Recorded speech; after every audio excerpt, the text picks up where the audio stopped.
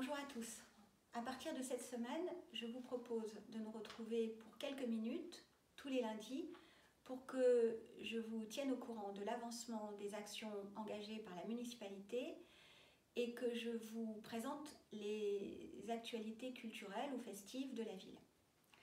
Alors cette semaine, elle sera marquée par la mise en place mardi d'un service de vélo électrique sur le modèle Vélib qui existe dans beaucoup de villes, que Paris a démarré. Donc le principe est le même, on vient décrocher son vélo et on s'en sert pour le temps qu'on souhaite, entre 1 heure et une demi-journée. Et puis ensuite on vient le redéposer à la borne.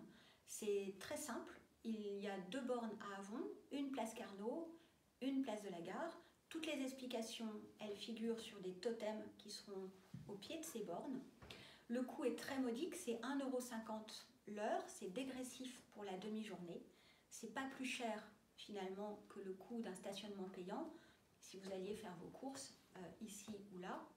Et ça fait vraiment partie des démarches environnementales que nous engageons pour que nous puissions contribuer de plus en plus à une ville respectueuse de l'environnement.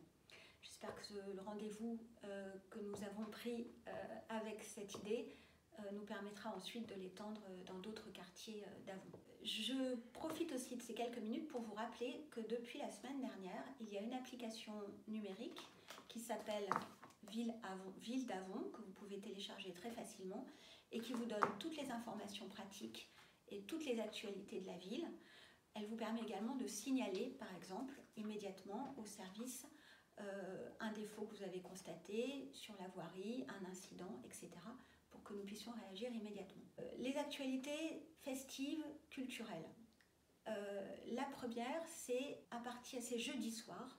Je vous invite le 20 septembre à venir assister à la conférence d'un historien du sport, Michel Merkel, qui a écrit le livre « Le sport sort des tranchées ». Cet historien nous montrera comment, de façon étonnante, la Grande Guerre a contribué au développement des pratiques sportives pour notre pays.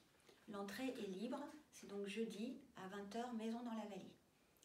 Le lendemain, ce n'est pas à proprement parler une actualité culturelle, mais c'est une grande démarche que je vous propose de lancer avec les habitants, avec nous aussi les élus, puisque nous faisons partie des habitants, pour réfléchir tous ensemble à la ville dont nous voulons demain. Cette démarche, Rêvons Avon, elle s'étendra sur de nombreux mois et je la conçois vraiment comme une banque à projets. Et comme toutes les banques, il faut y déposer des choses. Je vous propose de venir y déposer vos idées pour la ville que vous voulez demain, pour vous, pour vos enfants. Et puis ces idées, elles sont appelées à fructifier pour nous donner plus tard des projets pour la ville. Donc ce sera vendredi 21 septembre à 19 h 30, Maison dans la Vallée. Enfin, samedi 22 septembre, à l'église Saint-Paul, le grand comédien Michael Lonsdal viendra lire des textes d'un des moines de Tibérine, le frère Luc.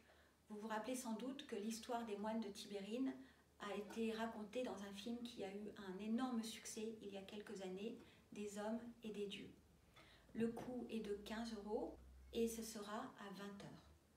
Tous les détails pratiques, tous les rappels de ces informations, vous les trouverez soit sur le site d'Avon, soit sur la page Facebook de la ville, soit justement sur la nouvelle application Ville d'Avon.